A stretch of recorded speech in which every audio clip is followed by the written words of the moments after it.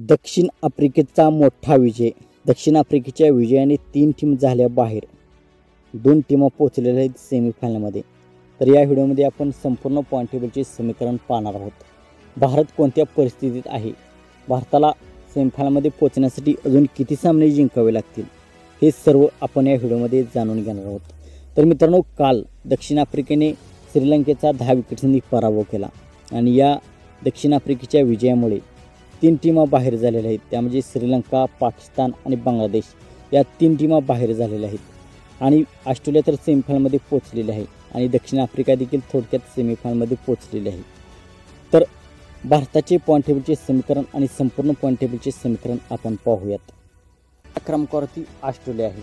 ऑस्ट्रेलियाची टीम सेमीफायनलमध्ये पोहोचलेली आहे. त्यांचे 5 सामन्यापैकी 9 गुण आहेत. 4 सामन्यामध्ये त्यांनी विजय मिळवलेला आहे आणि 1 सामना त्यांचा पावसामुळे रद्द झालेला आहे. ऑस्ट्रेलियाची टीम सेमीफायनलमध्ये पोहोचलेली आहे.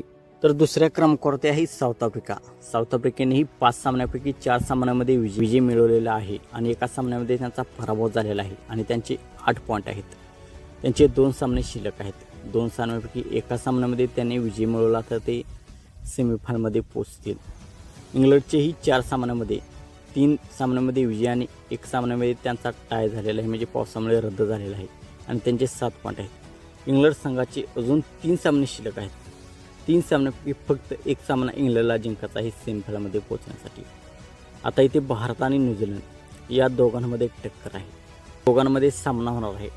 तो सामना ठरणार आहे या वर्ल्ड कपमध्ये चौथा संघ कोणता असणार आहे. भारताचे अजून 3 सामने शिल्लक आहेत.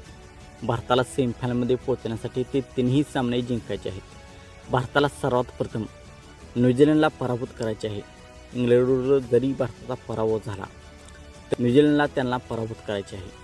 न्यूझीलंड आणि बांगलादेश या 2 संघांना त्यांना पराभूत करायचे आहे, तरच भारताची टीम सेमीफायनलमध्ये प्रवेश करू शकते. तर न्यूझीलंडच्या टीमने देखील सर्व सामने जिंकले तर न्यूझीलंडची टीम देखील सेमीफायनलमध्ये जाईल आणि बांगलादेश, श्रीलंका आणि पाकिस्तान हे 3 संघ तर या सेमीफायनलच्या रेसमधून बाहेर झालेले आहेत.